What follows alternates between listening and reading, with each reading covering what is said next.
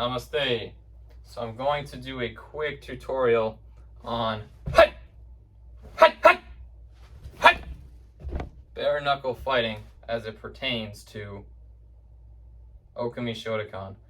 So I enjoy bare knuckle fighting, I do, but I don't condone it with the majority of people.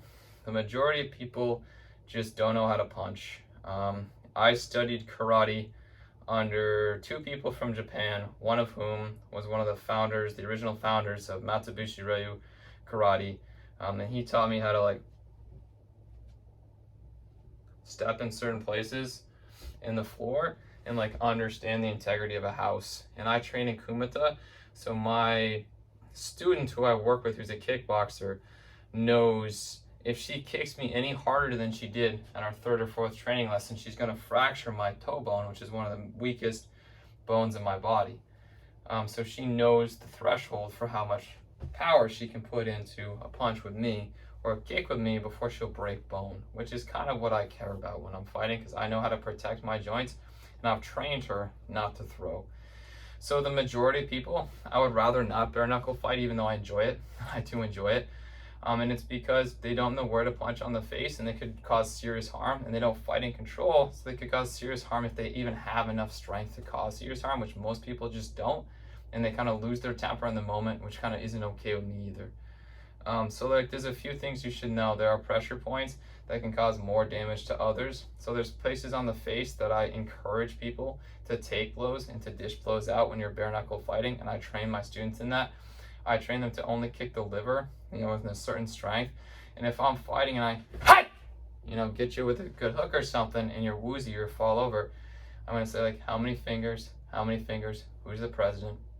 Those are basic skills that I've been taught with my background in first aid and human services. And if I go, and I get your liver or something, that's just like that, and you're kind of little, I'm going to sit down. You need to monitor your heart rate. If your heart rate decreases, and within 30 seconds, basically we need to call an EMT because your body could be shutting down from an internal liver damage. But those are places that you should know about. I avoid kidneys in all scenarios, even when I'm fully gloved and things like that. I encourage people, if they want to bare knuckle fight with me, to calm down, if that's the instance.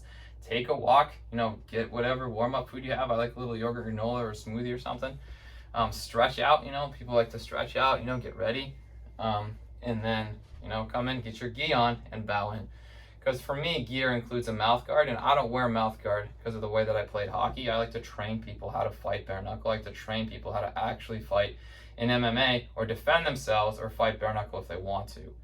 So again, it's bowing in consent, and then thinking for yourself, because I want people to have their own interpretation of what's right and wrong. And for me, in a gi, if I'm fighting, a former heavyweight amateur Golden Gloves champion, we want to knock each other out. You know what I mean? We're in it to win it. We're not going to do that in the community and hit that hard because of how hard we hit. Because I have knockout power with just my cross with most professionals, and I know that because of my religious beliefs. So if that's a knockout with some professionals, can you imagine how hard it is if I do something like that or like that? It's just not cool. Which is why when I train to defend people, I use my cat paw and grappling, things like that, in order to prevent serious injury in self-defense. So there's certain people, if I'm going to fight them, I want to do it in the cage, and that's just a different style of fighting than bare knuckle fighting. So gi, mouth guard. Some people wrap their hands. In Thailand, they actually wrap their hands. And there's horror stories of people that used to put glass and things like in that, but it's actually could be more comfortable with. I've studied karate from Japan, and I know how to stop short. I know how to just tag. And if I don't, then I really have no business, in a bare knuckle fight. And the hope is with training with Kumite and with training with these principles, if they go into cage fighting, they'll know how hard they hit, they'll know the damage that they do, and it'll prevent things like concussions or serious bodily injury if we're fighting full contact and full force in something like mixed martial arts at an amateur professional level like UFC. And karate, which is what I teach more or less, Okami Shotokan is a martial art, and it's based in karate. And then on top of that, two forms of karate, Muay Thai and Kung Fu, mostly footwork, with different concepts that I've combined to create Okami Shotokan. But I work with people in different primary disciplines to teach Okami Shotokan on top of that, for self-defense or I might work with police or military someday, or for MMA.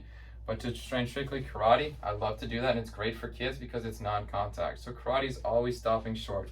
You know, you're never going to actually hit somebody with full force. So like if I hit someone in MMA, I might like, you know, like that, if I'm like kicking them up in the ribs with my gi on. But if I'm in international karate competition, it might look like, bah! You know, it's like, that's how hard I could have hit you, but I tagged you. And that's the difference between karate competition, which is not a contact sport, and actual mixed martial arts, which is full contact. And for me, I was a hockey enforcer and people didn't know how to check. So in Canada, they learned how to check in squirts instead of peewees. And now I think it's high school, and people could get seriously hurt, in my opinion. Like if you just go into high school and you don't know how to check and you're playing with seniors or like people that are really good, you could get seriously hurt. So I was an enforcer, and my first 2 years, I tried to rush the puck, and I wasn't like Bobby Orr, I was an enforcer. And when I would squirt Pee Wee Bantam, I won the state title every year, and I won most of the other tournaments in upstate New York and things like that. All of them I can remember, except for a regional tournament. There was one guy who could beat me in a 1-1 because he took more time to develop his crossovers, and he just had more speed than me. But what I would do is I'd teach people how to check, because this, to my face, is not okay. So that's a rough. That's a rough and a charge. That's a charge. And people just worried about hitting from behind when I was a kid, but people didn't know how to check. They taught them how to stick handle, and they taught them how to, skate, but there was no real instruction on checking. So I would teach people how to check by leaving my cage loose and chewing on my mouth guard, and most of the time the refs would let it fly, because if you did that, it would hurt me. But if you did that same amount of force to somebody, even with their cage proper with their mouth guard, and you could seriously hurt them because they didn't know how to check or defend themselves or weren't as big and strong as I was. So if you did that to me and the referees didn't call it, I'd check you very hard and very clean. The fewest penalty minutes probably on my team. But I was an enforcer, and an enforcer's role in hockey is to teach people how to play within the rules when the officials aren't calling it.